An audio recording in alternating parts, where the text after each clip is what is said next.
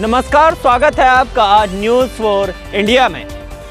संसद से लेकर सड़क तक, कानून से लेकर सरकार तक, जमीर से लेकर जमीन तक, मैदान से लेकर खेल तक, राजनीति से लेकर अपराध तक, देखते रहिए न्यूज़ फॉर इंडिया। बीच में कहीं जिंदाबाद जिंदाबाद भी आता है, तो पहली बार तो आप सुन लीजिएगा जिंदाबाद कैसे गाना है, अगली बार से आप उसमें साथ भी दे सकते जो भाई उमर भाई को बनाने दो, आप पकड़ लो। हमारी एकता दिखाई। अरे वो कुछ नहीं बना रहे, उनको बनाने कोई मतलब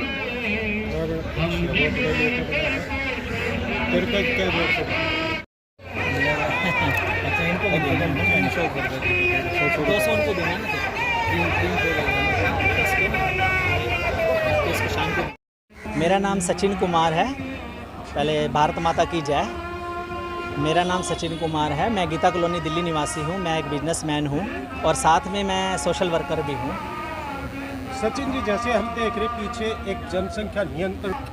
सर मैं आपको बताऊं, आज मैं जंतर मंतर के ऊपर धरने पे मेरा सुबह 10 से 5 बजे तक का मेरे को टाइम मिला गया है, मुझे परमिशन मिली है, तो मैं जनसंख्या नियंत्रण के ऊपर ही आज अपना धरना दे रहा हूं। सर हर प्रकार की प्रॉब्लम के लिए हमारे देश के अंदर जितनी भी प्रकार की मुसीबतें हैं आज की डेट में, आप गरीबी कह लो, कुपोषण, अनएम्प्लॉयमेंट, बेरोजगारी, अपराध, करप्शन, भ्रष्टाचार, तो आप किसी भी प्रकार की अगर अपराध, किसी भी मुसीबत की अगर जड़ में जाएंगे ना सर, तो मैं मानता हूं कि जनसंख्या हर चीज़ की जड़ है हमारे इंडिया के अंदर।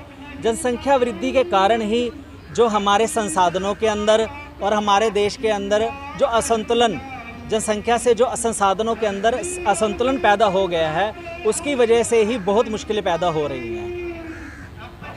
यही बड़ा बेचैनी का विषय है, बड़ी परेशानी का विषय है। हम जब बचपन में बड़े हो रहे थे तो हम सुना करते थे कि इंदिरा गांधी जी सरकार के द्वारा हम दो हमारे दो नियम लाया गया है, छोटा परिवार सुखी परिवार, और नसबंदी वगैरह के भी कई निर्णय लिए गए, परंतु किसी भी राजनीतिक पार्टी ने जिम्मेवारी समझते हुए इसके ऊपर कठोर कानून नहीं लेके आए। और सर मैं समझता हूँ कि जैसे हम भारत देश के वासी हैं ना, यहाँ पर कोई भी चीज़ करने के लिए एक सख्त कानून होना बड़ा ज़रूरी है, अदरवाइज हम किस में जांच के आपके? सर सबसे मूल कारण तो मैं अशिक्षा ही कहूँगा। शिक्षा की कमी, शिक्षा की कमी के कारण ही एक सोचने विचारने की क्षमता है जो वो कम हो जाती है। सर एक मान लो, देखो उसमें पढ़े लिखे और वैसे पढ़े लिखे बहुत कम हैं, अनपढ़ थोड़ा सा जो लोग ज़्यादा हैं, शिक्षा वाले हैं वो ज़्यादा हैं। जैसे कि कुछ लोग ये सोचते हैं कि हमारे बच्चे हमारे साथ लग जाएंगे, 5-7 बच्चे हो जाएंगे तो वो हमारा कमाने में हमारा साथ देंगे। कुछ लोग ये सोचते हैं कि मेरी यार 2 लड़कियाँ हो गई, अब 3 लड़कियाँ हो गई, मुझे अपना वंश बढ़ाने के लिए मुझे लड़के की ज़रूरत है, तो वो 2, 3, 4, 5, 6 लड़कियों तक कर लेते हैं, 7 लड़कियों तक कर, फिर उसके बाद लड़का हो जाता है। तो इस प्रकार की ये मूल कारण तो अशिक्षा ही आ रहा है सर इसका। सर मैं आपको जैसे एक एग्जांपल के नाते मैं आपको बताना चाहता हूँ कि चाइना के अंदर भी आप देखो 1980 के अंदर जनसंख्या के ऊपर एक सख्त कानून लेके आए, वो एक बच्चे का कानून, तब भी उनको सर कंट्रोल करने में आज भी इस साल ही भारत ने चाइना को जनसंख्या में पीछे छोड़ा है। 1980 से 2023 43 साल में जाकर उन्होंने पॉपुलेशन के ऊपर कंट्रोल किया है। अभी भारत सरकार तो कोई कानून ही नहीं लेके आ रही, तो कंट्रोल सर देखो ना 40, 50, 60 साल कितने साल अभी लगने हैं। मैं आपको दिखाना चाहता हूँ अपने बैनर के माध्यम से। आप देखिए सर, हमारे देश के अंदर 1 मिनट के अंदर लगभग 50 बच्चे पैदा होते हैं। और आपको सर विश्व का बारे में अगर ज्ञात हो, विश्व में 260 बच्चे 1 मिनट में पैदा होते हैं और भारत में 50 बच्चे, यानी हम 1/5 ऑफ टोटल पॉपुलेशन का बर्थ यहाँ पर हमारे देश में हो रहा है। और मतलब वर्ल्ड की 5वीं जनसंख्या, 5वें नंबर, 1/5 50 बच्चे हर मिनट में हमारे देश में पैदा। और हमारे देश का जो क्षेत्रफल है वो पूरे वर्ल्ड का 2.5% है ओनली। हमारे से देश कनाडा, अमेरिका, ऑस्ट्रेलिया जैसे देश 3 गुना तो हमारे से बड़े हैं, परंतु वहाँ पर पॉपुलेशन का देखो, पॉपुलेशन कितनी कम है, उस हिसाब से उनके संसाधनों की वो जो उनका संतुलन बना रहता है। तो यहाँ पर हमारा जो संतुलन है वो बिगड़ चुका है, जनसंख्या एक विस्फोट हो चुका है और हमारी आर्थिक और सामाजिक वृद्धि के अंदर जनसंख्या बहुत ही बड़ा रोड़ा है। और जनसंख्या मैं कहूँगा सर हर मुसीबत की जो जड़ है ना वो जनसंख्या ही है। जनसंख्या वृद्धि के ऊपर जल्द से जल्द हमारी सरकार मानसून सत्र के अंदर ही मैं कहता हूँ सारी विपक्षी पार्टियां मिलकर, सभी राजनीतिक दल मिलकर एक सख्त से सख्त कानून लाएं। हमारे देश के लोग एक सख्त कानून का ही अनुपालन करते हैं। आप देखिए किसी भी आप चालान कटेगा तो वो हेलमेट डालेंगे, अदरवाइज लोग हेलमेट ही नहीं डालेंगे। अगर डॉक्टर कहेगा मुसीबत तो है ही। अब सर हम हैं, हमारे पास अगर हम किसी लड़के को हम चाहते हैं कि उसका जीवन अच्छी तरह से चले, हम उसको अगर 20,000 रुपये तनख्वाह देना चाहते हैं तो हमारे पास 18,000 का लड़का आगे तैयार है। अगर हम 18 देने चाहते हैं तो 15 का तैयार है।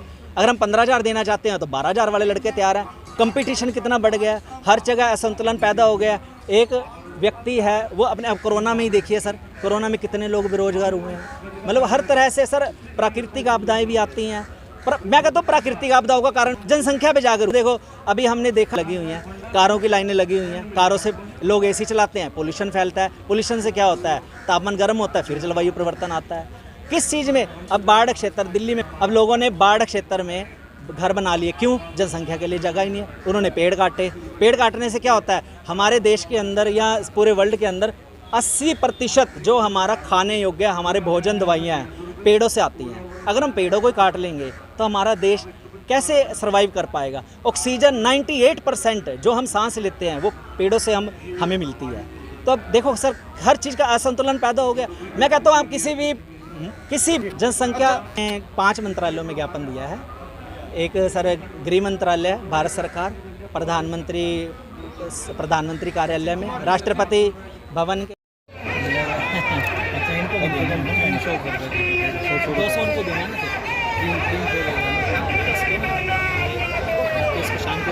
नमस्कार, स्वागत है आपका न्यूज़ फॉर इंडिया में। संसद से लेकर सड़क तक, कानून से लेकर सरकार तक, जमीर से लेकर जमीन तक, मैदान से लेकर खेल तक, राजनीति से लेकर अपराध तक, देखते रहिए न्यूज़ फॉर इंडिया।